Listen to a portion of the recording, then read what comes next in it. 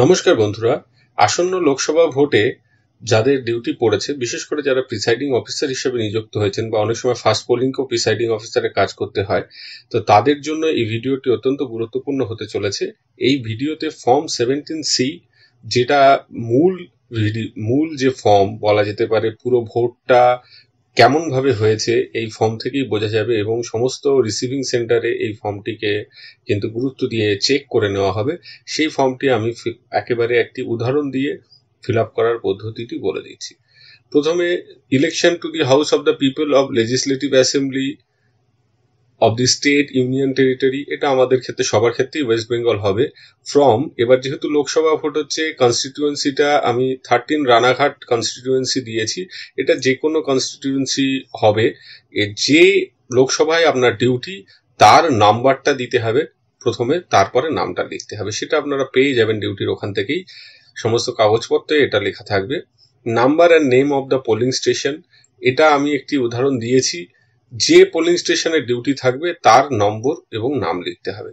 তারপর control unit, ballot unit আর ভিভিপ্যাটের একটা number থাকবে। সেই নাম্বারগুলো আপনি যেখানে ডিউটি অ্যালোটেড হয়েছে সেখানকার ওই অংশগুলো থেকে, কন্ট্রোল ইউনিট, ব্যালট ইউনিট এবং ভিভিপ্যাট থেকে ওই নাম্বারগুলো দেখে এখানে লিখতে হবে।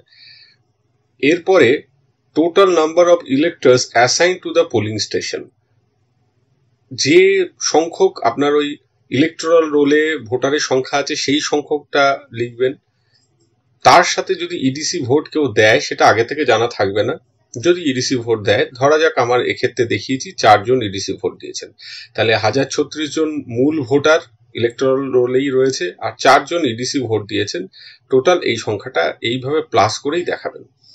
Total number of voters as entered in the register of voters form 17A, যেখানে সমস্ত ভোটাররা এসে সই করেছেন বা টিপছাপ দিয়েছেন, তাদের সমস্ত রেজিস্ট্রেশন হয়েছেন ফর্ম 17A তে, সেখানে মোট কতজনের নাম নথিভুক্ত হয়েছে। সিরিয়াল নাম্বার দেখা গেল ধরা যাক 922 পর্যন্ত হয়েছে। নাম্বার অফ ভোটার্স রিসাইন্ডিং not to record votes under rule 49O, কেউ এই 17A তে তার নাম নথিভুক্ত করেছেন কিন্তু হঠাৎ তার ভোটদানে অনিচ্ছা হয়েছে, তিনি ভোট দেননি, সেটাও তার অধিকার রয়েছে। সেক্ষেত্রে তাকে চলে যেতে দিতে হবে।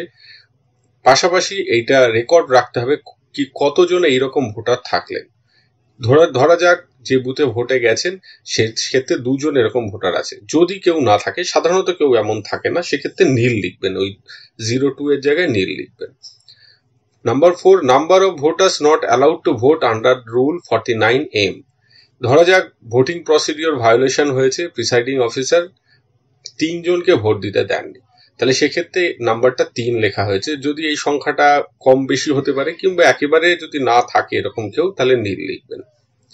Test vote recorded under rule 49M A the required to be deducted, ধরা যাক কেউ একজন বলেছেন যে তিনি ভোট দিয়েছেন যে ক্যান্ডিডেটকে, ভিভিপ্যাটে তার নাম আসেনি, অন্য কারো নাম এসছে, তখন একটা বেশ কিছু প্রসিডিওরের বিষয় আছে, সেটাই আমি সেই ডিটেলে এখানে যাচ্ছি না, শুধু বলছি যে তাকে বলতে হবে। এক্ষেত্রে যদি তিনি ভুল প্রমাণিত হন তাহলে তার শাস্তি হবে, আর যদি তিনি ঠিক হন তাহলে কিন্তু ভোটিং প্রসিডিওর সেখানে বন্ধ হয়ে যাবে। নতুন মেশিনে আবার সম্পূর্ণ নতুন ভাবে সমস্ত কিছু করতে হবে। যদি মেশিনটিতে গন্ডগোল থাকে সেক্ষেত্রে কিন্তু এই বিশেষ ব্যবস্থা নিতে হবে। আপাতত সেখানে যাচ্ছি না। ধরা যাক টেস্ট ভোট একটি দেওয়া হয়েছে এবং যিনি দাবি করেছিলেন তার দাবিটি ভুল, মেশিন ঠিকই আছে, সেক্ষেত্রে কি হবে সেই অংশটুকুতে আমি যাচ্ছি। Total number of test votes to be deducted, total number serial number of electors in the form 17A, ওই 17A রেজিস্টারে যে সিরিয়াল নাম্বারে আপনি টেস্ট ভোটটা দিচ্ছেন, ধরা যাক 501 নম্বরের ভোটার, তিনি 17A রেজিস্টারে 501 নম্বর সিরিয়াল নাম্বারে যিনি ভোটার তিনি এই দাবি করেছেন, তাহলে 502 নম্বর সিরিয়ালে টেস্ট ভোটটি দেওয়া হয়েছে, সেই সিরিয়াল নাম্বারটা এখানে মেনশন করতে হবে। এটা আবার যখন রিসিভিং সেন্টারে জমা নেবেন তখন কাগজপত্রের সাথে কিন্তু দেখে নেবে যে এই সিরিয়াল নাম্বারটা মিলিয়ে নেবে। তো এই জায়গাটা আপনারা সাবধানে করে নেবেন। এবারে কতজন যদি একটাই হয়ে থাকে তাহলে একজন, নাম্বার অফ ভোটস সেটাও থাকবে, নেম অফ দ্য ক্যান্ডিডেট আর number of votes 1, serial number একটা। যদি 2 হয় সিরিয়াল নাম্বার 2, নাম্বার অফ ক্যান্ডিডেটসটা সেক্ষেত্রে যে ক্যান্ডিডেটের নাম সেটা থাকবে, এক্ষেত্রে আমি আগাম কোনো নাম দিইনি। আর হচ্ছে serial number number of votes সেক্ষেত্রে আরো একটা বাড়বে। এইভাবে টোটাল করার একটা জায়গা থাকবে। তো আমি এখানে একটা যেহেতু করেছি একটাতেই দেখিয়ে দিয়েছি। Total number of votes recorded as per voting machine. Voting মেশিনে আপনি ভোট শেষে কন্ট্রোল ইউনিটে টোটাল এর বাটনটা চেপে দেখেছেন কতগুলো ভোট হয়েছে, আপনি সেখানে দেখেছেন 917টা ভোট হয়েছে। খেয়াল রাখবেন যে এই দুটো সংখ্যা মিলবে। এক্ষেত্রেও দেখুন 922টা ছিল, 2 মাইনাস 920 মাইনাস 3 917, এই সংখ্যাটার সাথে কিন্তু এটা মিলবে, 917 হবে। এখানে যদি নীল হয়, যদি এই দুটো নীল হতো তাহলে এই 922-এর সাথে এইখানেও 922ই আসতো, এই দুটো কিন্তু পুরোপুরি মিলে যাবে। এবং এইটা এখানে জানতে চাওয়া হয়েছে ওই কথাটা যে এই ভোটিং মেশিনের সাথে 17 এর রেজিস্টার ট্যালি করেছে কিনা। ইয়েস, ট্যালিস। আচ্ছা, number of voters two hmm tender ballot paper issued under rule 49P।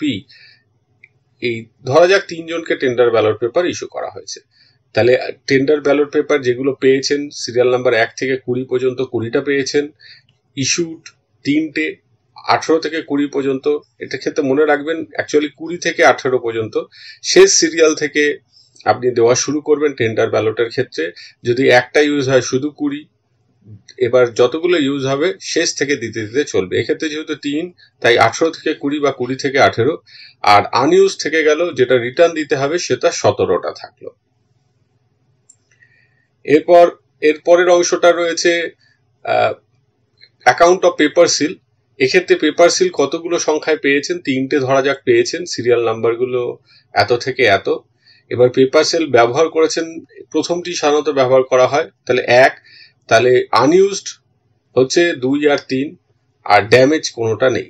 যদি ড্যামেজ হয় 1 ব্যবহার করতে গিয়ে নষ্ট হলো, তাহলে সেক্ষেত্রে ইউজড এর ঘরে চলে যাবে সিরিয়াল নাম্বার 2টা, আর আনইউজড এর ঘরে চলে যাবে সিরিয়াল নাম্বার 3টা, আর ড্যামেজের ঘরে কিন্তু চলে আসবে ইউজের, যেটা করতে গিয়ে ড্যামেজ হয়ে গেল, সিরিয়াল নাম্বার 1টা।